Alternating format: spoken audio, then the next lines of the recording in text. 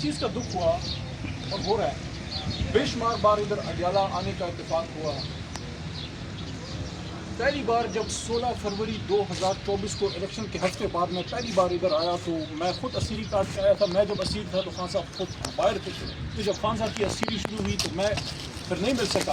تو 2 سال پہلے ہوا وہ یہ تھا کہ اس آدمی کا کیا گناہ ہے. یعنی کہ دیکھیں، وہ ایک ہیرو ہے اس قوم کا. بچپن میں جو اس نے جوانی میں ایک کتاب لکھی تھی آل راؤنڈ ویو، اس میں وہ لکھتے ہیں کہ میں سیاست میں کبھی نہیں آؤں گا، سیاست میرے جیسے لوگوں کا کام نہیں. لیکن وہ بامر مجبوری آیا، اس قوم کی خاطر آیا اور اس نے ایک نوجوانوں کی تحریک کھڑی کی.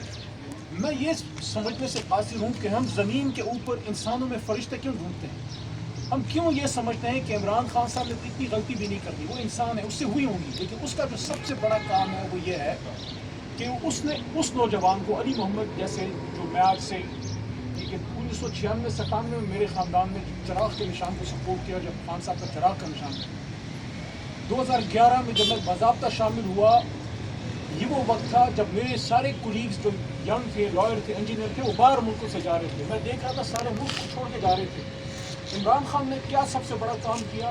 اس نے نوجوانوں کو یہ میسج دیا کہ ملک چھوڑ کے مت جاؤ، اس کو تم نے ٹھیک کرنا ہے. یہ جو کانسیپٹ ہے نا کہ سیاست ایک کروڑ پتی ارب پتی آدمی کا کام ہے، اس کے ساتھ بندوقوں والے ہوں گے، اس کا بہت بڑا ڈیرا ہوگا، یہ سارا کانسیپٹ عمران خان نے چینج کر دیا. میرے جیسے اور علی بھائی جیسے مڈل کلاس لوگوں کو ہمیں پارلیمنٹ تک جو ہے انہوں نے راستہ دے دیا.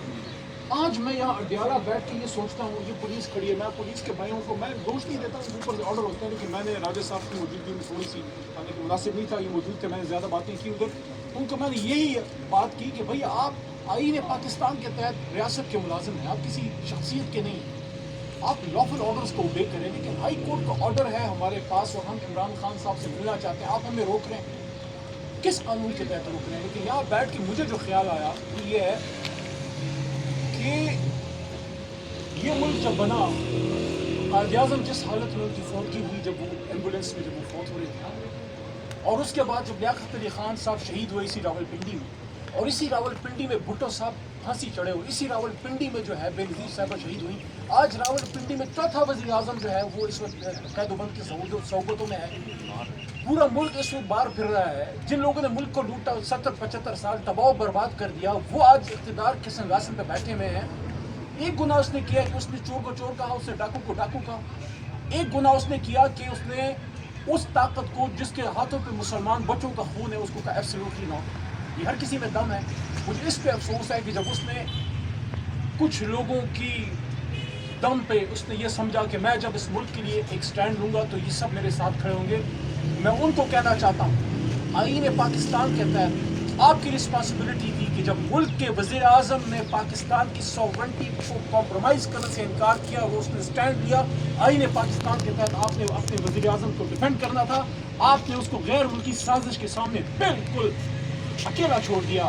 اور وہ جو رجیم چینج ہوئی، وہ رجیم چینج پاکستان کا سوالیہ نشان ہے. 50 سال بعد ہسٹورین پوچھے گا کہ ایک آدمی یونائٹڈ نیشنز میں کھڑے ہو کے امت مسلمہ کے لیے سٹینڈ لے رہا ہے، پاکستان کے لیے وہ بات کر رہا ہے، پاکستان کی سوورنٹی پہ سٹینڈ لے رہا ہے. اس کے اپنے بنی کالا کا مسئلہ تھا امریکہ سے، اس کو اپنا کوئی تیل کا مسئلہ تھا، اس کو کوئی ذاتی جائیداد کا مسئلہ. سب سے زیادہ تو ویسٹ میں وہ رہا ہے، سب سے زیادہ تو سوٹیبل ان کو وہ ہے، ان کی بات سمجھتا ہے، اس کی جوانی ادھر گزری ہے، اس نے سٹینڈ لیا.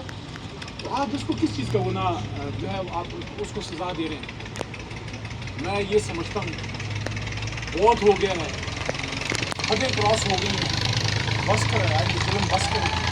عمران خان صاحب تک ہماری رسائی تو بڑی معمولی چیز ہے. عمران خان صاحب کو باہر آپ دیکھتے ہیں، ان سے آپ بیٹھ کے بات کریں. اس سے پاکستان کو بہت بڑے چیلنجز ہیں. اس وقت پاکستان کو اپنے ایگزسٹینشل تھریٹس کا سامنا ہے.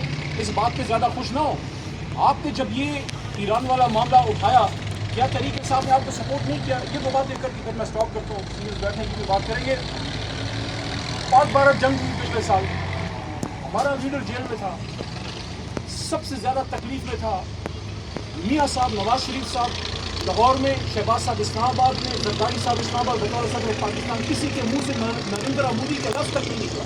عمران خان نے اڈیالہ جیل کی کال کوٹ سے نریندرا مودی کو چیلنج کیا، نام لے کے اس کو نام لے کے دہشت گرد کہا، اور اس کے لاکھوں کروڑوں ووٹر سپورٹر سوشل میڈیا کے جو وارئرز ہیں انہوں نے پوری رات پاک فوج ہمارے شاہینوں کو ہمارے ایئر فورس کو سپورٹ کیا. وہ جنگ صرف ہمارے شاہینوں نے نہیں جیتی تھی فوج, وہ پوری قوم نے جیتی تھی. وہاں تحریک انصاف نے ثابت کیا کہ جب پاکستان کی بات آئی تحریک انصاف ایک اسٹیپ آگے گئی, لیکن جیسے ہی وہ جنگ ہم جیتے وہ جو کوریڈور تھا, وہ جو اسپیس تھا ہفتے 2 ہفتے کا, وہ حکومت نے ضائع کیا. آپ کو انگیج کرنا چاہیے تھا عمران خان صاحب سے, سلمان راجہ صاحب سے, گور صاحب سے, اس وقت کے وزیر اعلیٰ گنڈاپور صاحب سے. آپ میرے سے بات کرتے, میں عمران خان صاحب سے جا کے بات کرتا. ایک وہ موقع ضائع کیا. ابھی ہمارا احتجاج کال تھا, راجہ صاحب کو اس پہ باتیں سننی پڑی, ہماری لیڈرشپ کو باتیں سننی پڑی. پاکستان کی خاطر ہماری تو جان حاضر ہے, لیکن انسان کی کوئی عزت ہوتی ہے. اس کے باوجود ہم نے, جب آپ کی ریکویسٹ آئی حکومت کی, ہم نے غیر مشروط ایران والے معاملے پہ تاکہ مذاکرات کامیاب ہوں, ہم نے آپ کو سپورٹ کیا. جب آپ کے ہاتھ تگڑے ہوتے ہیں, پاکستان مضبوط ہوتا ہے, جیسے ہی تھوڑا سا آپ کو بریدنگ سپیس ملتی ہے, آپ کا ہاتھ پھر ہمارے گلے پہ ہوتا ہے. اب آپ اخلاقی طور پہ چاہیے کہ یہ جو موقع ملا ہے, قوم ایک قوم بنی ہے, پاک بھارت جنگ ہم جیت گئے ہیں, پاکستان کی دنیا میں عزت بن رہی ہے. یہ عزت شہباز شریف کی نہیں, یہ عزت پاکستان کی بن رہی ہے. لیکن اس کے لیے ضروری ہے کہ ملک میں سیاسی معاملات بہتر ہوں. ہمارے لوگ ہم پہ پریشر ڈال رہے ہیں, ہمارے کارکن کہہ رہے ہیں کہ اب آپ نکلیں, اب آپ اپنا ایک فیصلہ کریں.